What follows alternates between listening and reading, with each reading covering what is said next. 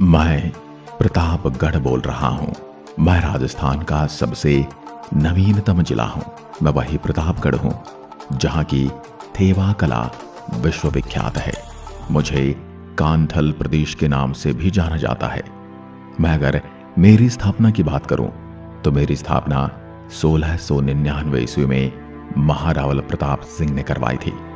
स्वतंत्रता के पश्चात मुझे एक स्वतंत्र जिला बनाया गया, लेकिन इसके बाद मुझे 1952 में जिला पुनर्गठन के कारण चित्तौड़गढ़ में शामिल कर दिया गया। फिर आया वो दिन 26 जनवरी 2008 का, जब मुझे पुनः एक पृथक जिला घोषित किया गया। मैं यदि मेरे क्षेत्रफल की बात करूं तो मेरा कुल क्षेत्रफल 4117.36 किलोमीटर है। मेरे 5 उपखंड तथा 5 तहसीलें हैं। 5 उपखंड हैं जिनका नाम प्रतापगढ़, अरनौद, छोटी सादड़ी, धरियावाद और पीपलखंटू है। मुझे वापस से नया जिला बनाया गया। तब उदयपुर और चित्तौड़गढ़ के शरीर के कुछ अंग काटे गए और उनको मेरी तहसील बनाया गया।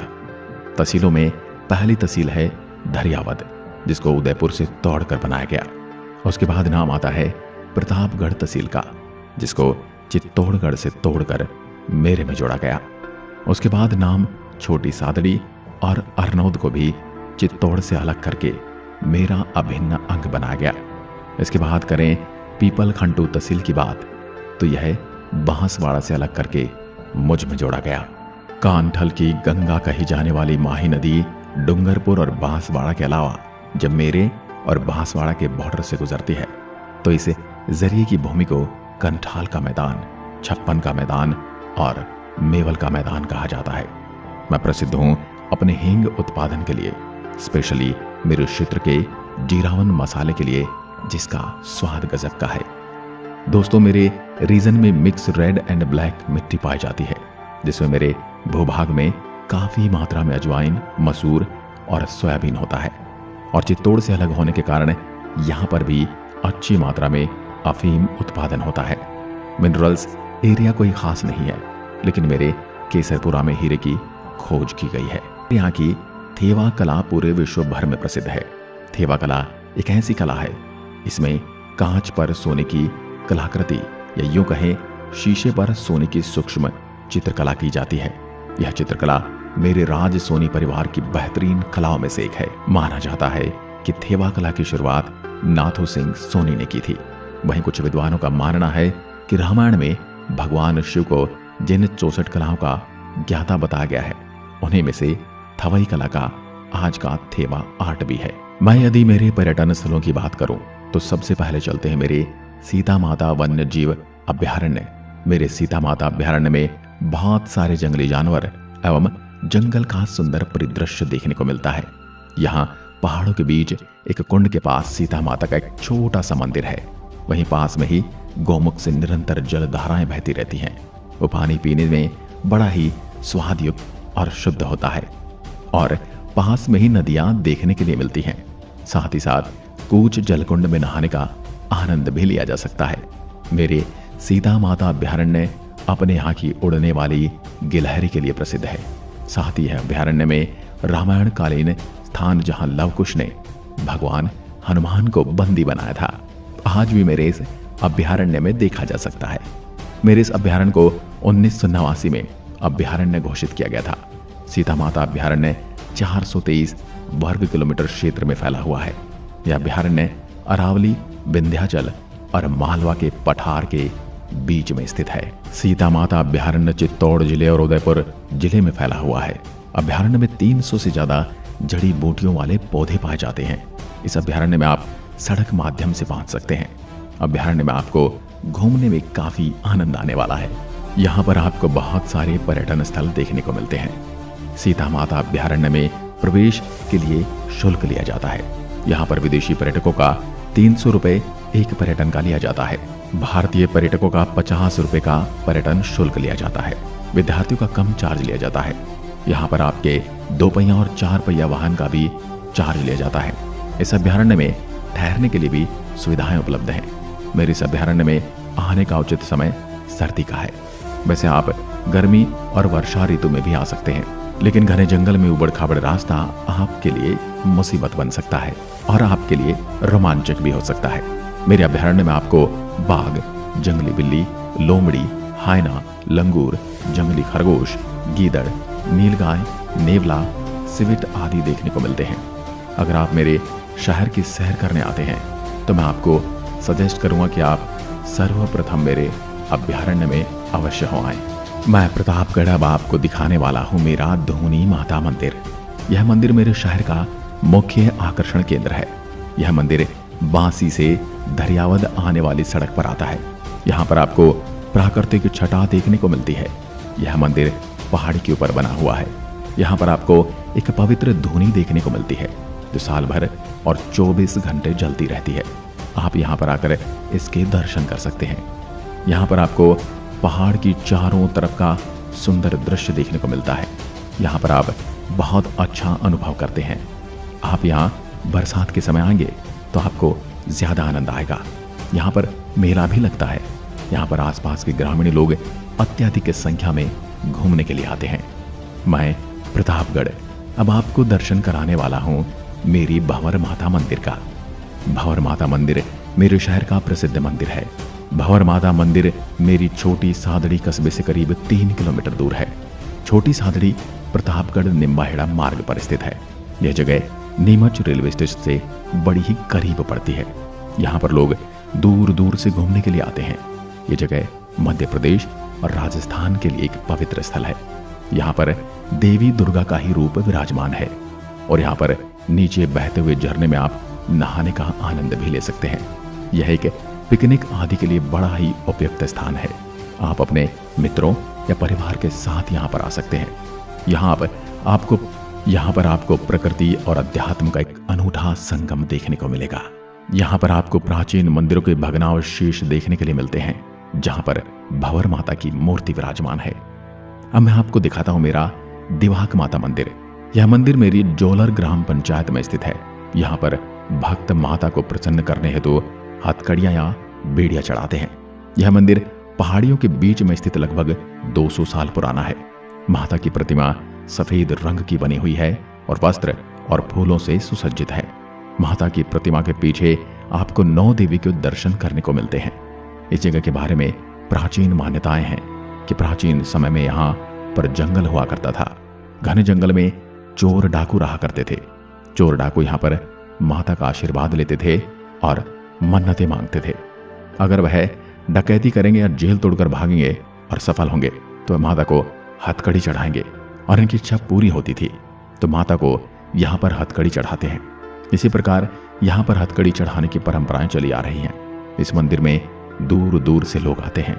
अब मैं आपको लिए चलता हूँ मेरे देवगढ़ पैलेस। मेरा देवगढ़ पैलेस एक मुख्य ऐतिहासिक पर्यटन स्थल है। यहाँ पर आपको प्राचीन महल देखने को मिलते हैं। यह महल मेरे मुख्य शहर से करीब 13 किलोमीटर की दूरी पर है। यह महल एक छोटी सी पहाड़ी पर बना है। यह महल बहुत अच्छी तरह से संरक्षित करके रखा गया है। आप यहाँ पर घूमने के लिए आ सकते हैं। यहाँ पर आपको प्राचीन रघुनाथ जी का मंदिर भी देखने को मिलता है। मैं अब आपको घुमाने वाला हूँ मेरे कांठल के हरिद्वार कहे जाने वाले गौतमेश्वर महादेव मंदिर। गौतमेश्वर महादेव मंदिर मेरे अरनोद कस्बे से करीब 20 किलोमीटर की दूरी पर है। यहाँ पर विराजमान शिवलिंग बहुत बड़ा और अति सुंदर है। इस जगह पर एक बहुत बड़ी गुफा देखने को मिलती है। इस गुफा के अंदर शिवलिंग विराजमान है। यह गुफा पहाड़ों के नीचे बनी हुई है। यह बरसात के समय सुंदर जलप्रपात देखने के लिए मिलता है। यह जगह गौतम ऋषि की तपोस्थली रही है। यहीं पर वो गौ हत्या के पाप से मुक्त हुए थे और उन्होंने यहाँ पर भगवान शिव की तपस्या की और उनको प्रसन्न करके उनसे एक वरदान प्राप्त किया कि जिस तरह मंदाकिनी गंगा कुंड में नहाने से मेरे पाप दूर हुए, उसी तरह आने वाले समय में भी इसमें नहाने वाले सभी जीवों के पापों का शमन हो, उन्हें सद्बुद्धि मिले। इसीलिए इस जगह को गौतमेश्वर महादेव मंदिर के नाम से जाना जाता है। गौतमेश्वर महादेव मंदिर मुख्य रूप से इसलिए प्रसिद्ध है क्योंकि इस जगह के बारे में कहा जाता है कि यहाँ पर आकर आप मंदाकिनी कुंड में स्नान करते हैं तो आपको जीव हत्या के पाप से मुक्ति मिलती है। इसी गुफा के पास ही मंदाकिनी पाप मोचनी गंगा जी कुंड भी स्थित है। इसमें नहाने से सभी पापों से मुक्ति मिलती है। यहाँ एक पहाड़ की परिक्रमा करने पर यहाँ के दर्शन पूर्ण होते हैं और यहाँ पर मात्र 11 रुपए में आपको बाकायदा सर्टिफिकेट दिया जाता है कि आपके पाप धुल चुके हैं। है ना गजब। गौतमेश्वर महादेव को लेकर एक और कथा प्रचलित है जो कि मुगल काल की है। जब भारत में मुगलों का राज था तब हिंदू मंदिरों को बड़ी क्षति पहुंचाई गई थी। उसी क्रम में यहाँ भी मुगल बादशाह ने जब शिवलिंग को तोड़ने के लिए इस पर प्रहार किया तो यह कमल की आकृति में फट गया और फटने के दौरान इससे भंवरे निकले और उन भंवरों ने बादशाह और उसकी सेना पर आक्रमण किया। भंवरों के आक्रमण को देखकर मुगल बादशाह ने भगवान से प्रार्थना की, अगर इन भंवरों से मैं बच गया तो यहाँ मंदिर निर्माण करवाऊंगा। उसके बाद मुगल बादशाह ने मंदिर का निर्माण करवाया और एक शिलालेख भी लिखवाया कि अगर कोई मुसलमान इस मंदिर को क्षति पहुंचाता है तो उसे सूअर की कसम है, और अगर कोई हिंदुस्तान को क्षति पहुंचाएगा तो उसे गाय की कसम है। इसी तरह यहाँ कौमी एकता की भी एक अनूठी मिसाल देखने को मिलती है। अगर मैं मेरे यहाँ के वाहन रजिस्टर की बात करूं तो मेरे शहर के वाहन RJ 35 से रजिस्टर होते हैं। मैं प्रतापगढ़। अगर मेरे क्षेत्र की प्रमुख भाषा की बात करूं तो मेरे शहर की मुख्य भाषा मालवी है, जिसे रांगड़ी भी कहा जाता है। अब बात करते हैं जाखम बांध की, जो कि जाखम नदी के ऊपर बना हुआ है। आपको बता दूं, यह जाखम नदी पर बना हुआ है और इसी वजह से इसका नाम जाखम बांध है। यह राजस्थान का सबसे ऊंचा और भारत का तीसरा सबसे ऊंचा बांध है। इसका मुख्य उद्देश्य बिजली उत्पादन और सिंचाई करना है। इस परियोजना से प्रतापगढ़, चित्तौड़ और बांसवाड़ा के आदिवासी किसानों को अति लाभ हुआ है। 31 मीटर भराव क्षमता वाले इस बांध से 28,000 हेक्टेयर सिंचित और 30,000 हेक्टेयर असिंचित क्षेत्र में सिंचाई होती है। जाखम बांध धरियावद से 32 किलोमीटर दूर सीता माता वन्य जीव अभ्यारण्य की सीमाओं में बना हुआ है। बांध तथा उसके आसपास कई ऐसे पर्यटन स्थल हैं जिन्हें विकसित कर दिया जाए तो हजारों पर्यटक साल भर वहां आते रहेंगे। लेकिन विधायक, सांसद तथा जनप्रतिनिधियों की अनुशंसा के बाद भी सीता माता अभ्यारण्य का नेशनल पार्क का दर्जा तो दूर, जाखम बांध के आसपास क्षेत्र में विकास के लिए बजट तक मंजूर नहीं हुआ। ऊंची पहुंच वाले लोगों के लिए अत्याधुनिक रेस्ट हाउस जरूर बन गए हैं, जहां आम लोगों का प्रवेश निषेध है। तो दूसरी भाषा में कह सकते हैं कि आम लोगों के लिए ने कुछ नहीं रखा है। बात करें यहाँ बिजली उत्पादन की तो यहाँ पर 350 मेगावाट बिजली पैदा करने की प्रस्ताव ठंडे बस्ते में जा चुका है। जाखम बांध की 3.25 मीटर ऊंची दीवार है, लेकिन गेट अभी तक नहीं लगा है, वरना 1050 MCFT पानी की बढ़ोतरी होती, जो प्रतापगढ़, चित्तौड़गढ़, उदयपुर के कई छोटे छोटे गांवों में पेयजल आपूर्ति के लिए वरदान सिद्ध होता। मेरे यहाँ पर मुस्लिम समुदाय से जुड़े लोगों के लिए एक दरगाह बनी है, जिसे काका साहब की दरगाह भी कहते हैं। इसे कांठल का ताजमहल कहते हैं, क्योंकि यह दिखने में ताजमहल के समान ही प्रतीत होता है। इसे छोटा ताजमहल कहा जा सकता है। मैं अगर राज्य के प्रमुख शहरों से अपनी दूरी की बात करूं तो मैं प्रतापगढ़, चित्तौड़गढ़ से 110 किलोमीटर, बांसवाड़ा से 87 किलोमीटर, उदयपुर से 165 किलोमीटर, जोधपुर से 435 किलोमीटर और राजधानी जयपुर से 418 किलोमीटर की दूरी पर बसा हूं। यदि आप मुझसे मिलने आने की योजना बना रहे हैं तो मैं आपको बता दूं कि मुझसे मिलने के लिए आप सड़क और वायु मार्ग से आ सकते हैं। रेल मार्ग मेरे यहाँ उपलब्ध नहीं है। अगर आप मुझसे मिलने के लिए सड़क मार्ग से आ रहे हैं तो आपको बता दूं कि राज्य के हर जिले से मैं अच्छी तरह से जुड़ा हुआ हूँ। मेरे तक आने के लिए हर समय बसें तैयार मिलती हैं।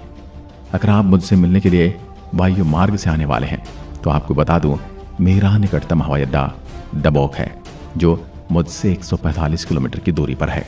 मैं प्रतापगढ़ आपको मेरे शहर घूमने हेतु आमंत्रित करता हूं। आज की वीडियो में बस इतना ही।